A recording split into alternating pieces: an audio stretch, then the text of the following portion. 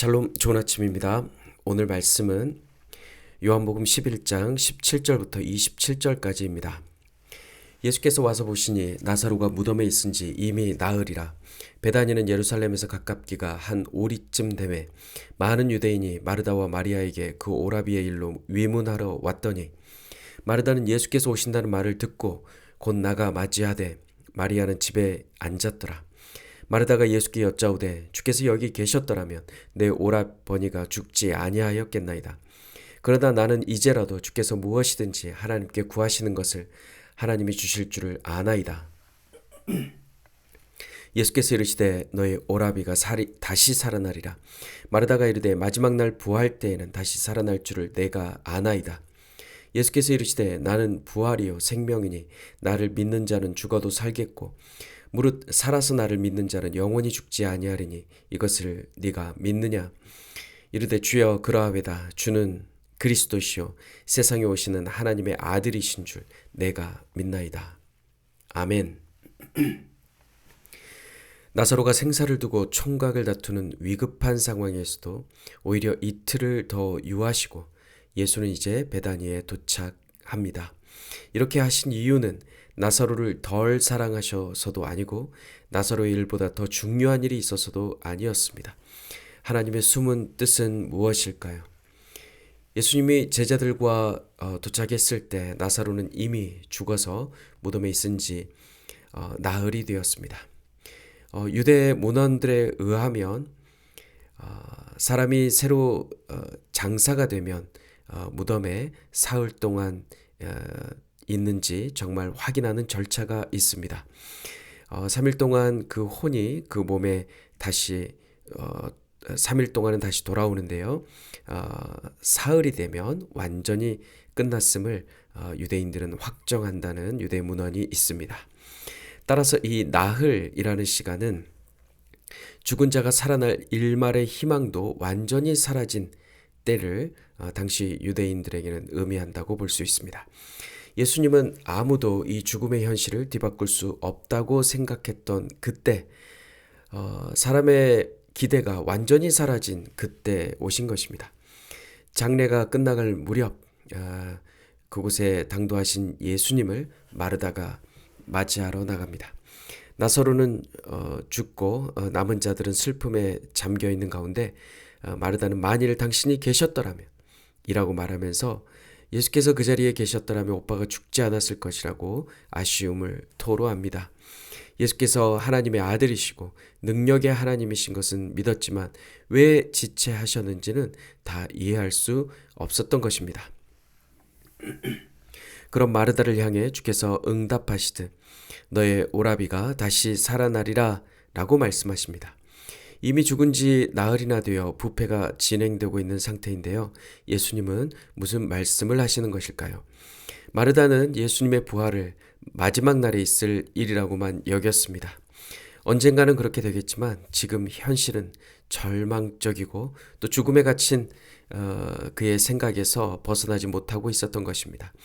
예수님은 병든 자를 치료할 수는 있었지만 죽은 자를 살릴 수 있다고 그녀는 생각하지 못한 것입니다. 예수께서 다시 놀라운 선언을 하십니다. 25절에서 주님은 나는 부활이요 생명이다 라고 말씀하십니다. 그리고 부활이다 말씀하신 뜻이 무엇이고 생명이다 말씀하신 뜻이 무엇인지 설명하십니다. 이어지는 구절에서 나오듯이 부활이다 하신 뜻은 예수를 믿는 자는 죽어도 다시 산다라는 뜻입니다. 즉, 이 몸이 죽어도 새 몸을 입고 다시 부활한다는 뜻입니다. 그리고 생명이다 하신 뜻은 살아서 예수를 믿는 자는 영원히 죽지 않는다라는 뜻입니다. 살아서 예수를 주로 고백하는 사람은 이미 영생을 얻었기 때문에 그의 영혼은 영원히 죽지 않는다라는 뜻이죠. 즉 부활과 생명은 장차 완성될 하나님 나라에서의 부활과 현재 하나님 나라 안에서 누리는 생명을 뜻합니다. 생명이 다한 후에 언젠가는 기대할 수 있는 그 가상현실이 아니라 지금 현실에서 오늘 부활의 생명을 주시는 그분이 바로 예수님이심을 오늘 계시하시는 것입니다. 그렇다면 누구에게 그 생명을 주시는 것일까요? 그것은 바로 믿는 자입니다. 예수께서는 나를 믿는 자는 죽어도 살겠고 무릇 살아서 나를 믿는 자는 영원히 죽지 않는다 말씀하십니다.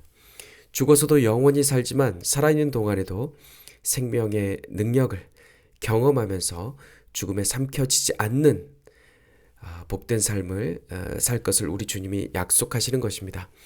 그러나 단 한 가지 우리에게 요구하시는 것이 있는데요. 그것은 살아있는 믿음입니다. 예수께서 마르다에게 이것을 네가 믿느냐? 너에게 이런 믿음이 있느냐? 라고 물어보실 때 마르다는 믿음의 고백을 합니다. 주는 그리스도시요 세상에 오시는 하나님의 아들이신 줄 내가 믿나이다. 이제 부패하여 냄새가 진동하는 현장에서 이런 믿음의 고백을 하며 마르다는 문제가 아닌 생명이신 예수님을 바라보기 시작합니다. 나를 믿는 자는 영원히 죽지 않는다 라고 주님께서 말씀하셨는데요. 나사로는 주님을 믿었지만 이제 죽은 지 4일째인데 어찌 죽지 않는다 말씀하시는 것일까요? 지금 나사로의 몸은 죽었으나 다시 새 몸을 입고 부활할 것입니다. 나사로는 주를 믿는 자였기 때문입니다. 마르다 또한 이러한 부활의 신앙을 소유하고 있었습니다. 그래서 그녀는 마지막 부활 때 나사로가 다시 살아날 것을 안다라고 말했던 것이죠. 하지만 우리 주님이 23절에서 말씀하신 것은 실제로 나사로가 오늘 부활할 것을 말씀하신 것입니다. 오늘 부활하는 것이죠. 몸의 연약함 그리고 완전한 무력함을 지나서 이미 이젠 몸이 완전히 죽음의 상태에 들어간 나사로의 그 육체가 오늘 다시 살아난다는 것입니다. 사람이 죽으면 산소 공급이 중단되면서 즉시 세포 조직이 스스로 분해되기 시작합니다. 그리고 24시간 안에 가스가 차면서 부패가 시작되는 것이죠. 나사로는 죽은 지 4일째나 됐으니 이미 몸의 장기가 모두 부패된 상태일 텐데요. 어찌 다시 살아나는 것일까요? 이것은 예수께서 마지막 날에 우리를 어떠한 모습으로 살리실 것을 나사로를 통해 미리 보여주시려 하는 것입니다. 모든 것이 끝났을 때 예수께서 오십니다. 모든 것이 끝났을 때 예수께서 오셔서 나를 깨우십니다. 모든 것이 끝났을 때 예수께서는 생명을 주셔서 죽어도 다시 사는 자가 되게 하시는 것이죠. 예수의 베다니 입성은 장차 예루살렘 입성과 더 나아가 마지막 날 죽은 자들을 일으키기 위해 다시 오실 그때를 예표합니다. 예수께서는 오늘 나에게 오셔서 죽을 몸에 거하는 나를 깨우시고 일으켜 성전으로 세우십니다. 모든 것이 끝이 난 육체 가운데 주께서 새 생명을 주시며 오늘 나로 일어나게 하시는 것입니다. 주의 말씀을 먹이시고 오늘 하루 그분의 소망을 품게 하십니다. 살아있는 믿음으로 예수님을 믿을 때 십자가에 죽으시고 부활하심으로 죽었던 우리를 다시 살리시고 새 생명으로 이 땅을 살게 하신 우리 주님을 찬양합니다. 주님은 나의 생명이십니다. 사망이나 생명이나 천사들이나 권세자들이나 현재일이나 장래일이나 능력이나 높음이나 깊음이나 다른 어떤 피조물이라도 우리를 우리 주 그리스도 예수 안에 있는 하나님의 사랑에서 끊을 수 없습니다. 아멘.